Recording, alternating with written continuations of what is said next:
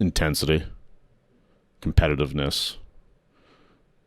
He's got some natural talent too, I guess.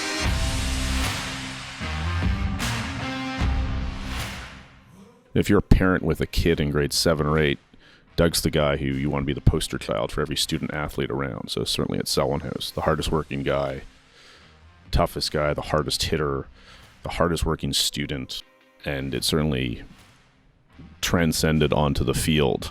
You know, Doug, in football, he was captain of the football team. I think he was MVP of the football team. He was co-MVP of the hockey team with Mike Avedisian and co-captain. On the rugby team, Doug's wasn't just a student and an athlete or a student athlete. He was a prefect. He was a leader. Guys looked up to him. He was a fun guy. We used to have a lot of good times.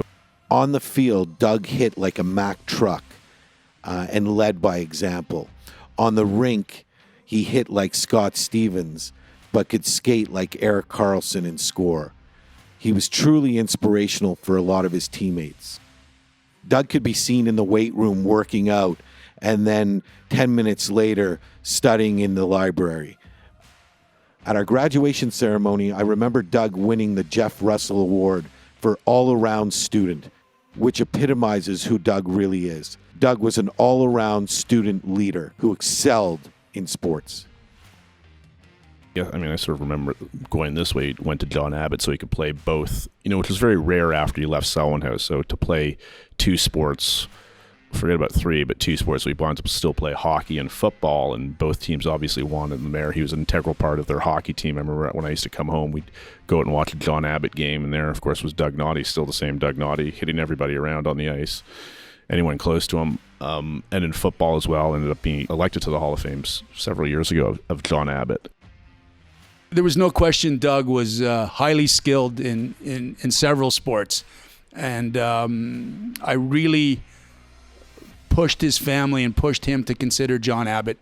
I said it was a great opportunity. They ran a AAA hockey program and a AAA football program, and I said, Doug's the one guy who can handle all this and play both, and I think he would flourish at Abbott. It was a trip for him because he had to get out to St. Anne every day, and he was from Westmount, and I'm not sure Abbott believed that a Westmount boy was going to be the guy to do this, but tell you what, he went out there, and I heard from my good friend Dennis Wade saying, "Oh, we got the right guy." And again, from the hockey coach, Doug just went out there and set his mark. Set his mark academically.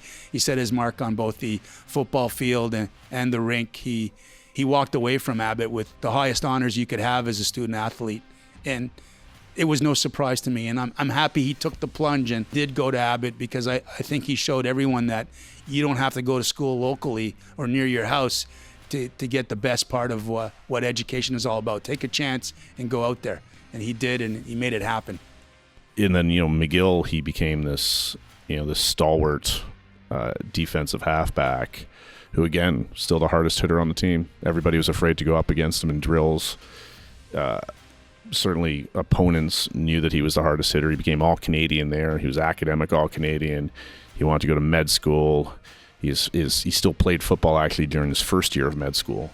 So everything that Doug sort of did, he was very successful at. I coached Doug for 1 year, and obviously the transition from CJEP football to university football in a very competitive league is not easy. But obviously, Doug came prepared. He was strong. He was fit. He had an injury his first year, which kind of slowed him down and took away. He didn't get a whole lot of playing time, but he knew he was going to make that jump to the next level. But Doug went on to become a phenomenal university football player. Obviously, always going to be an academic first, but he was an academic All-Canadian, became a first-team All-Canadian. A President's Trophy nominee as the best player, a defensive player in Canada. And that's just a tribute to his determination, his mental toughness, and his physical toughness. He's pretty focused. There was never any distracting Doug. If we'd all be going out at night at McGill, Doug would be at the library. And he did go out. And sometimes, trust me, he did go out. But when there was a task at hand and, exams, and if there was something to do or in the gym, he was there. He's a very dedicated, competitive, intense, disciplined person. Doug was thoughtful, showed empathy, and was a very good listener. He would be there for you whenever you needed him. 30 years later, I'm still proud and happy to call Doug my friend. Even though Doug had great talent at most sports, it was the way he worked hard on the field and on the rink that truly brought out his athleticism. Doug worked very hard at getting very good marks. Some of you may not know this, but his nickname was Naudie, although he liked to refer to himself as Nod God. He is one tough performer, not dirty, not cheap, but tough in the true sense of the word. What made Doug unique as a person is how well he did in the classroom, at school, in English, in the sciences, as well as on the field and on the rink. Not many can say that they excel at so many different things. Probably why he turned out to be a doctor that coaches football and still plays hockey. One of the greatest competitors ever. You're a great role model for all other young people and students coming up, and just want to say congratulations. I'm proud of you. He was really the first guy to kind of put it all together in terms of training, academics, athletics, the true student athlete, high-end achiever. My congratulations to Doug Naudie on being inducted into the Selwyn House Hall of Fame. He certainly made me a better person by understanding what it took to be successful in the classroom and on the field. Congratulations, Doug, on being inducted into the Selwyn House Hall of Fame.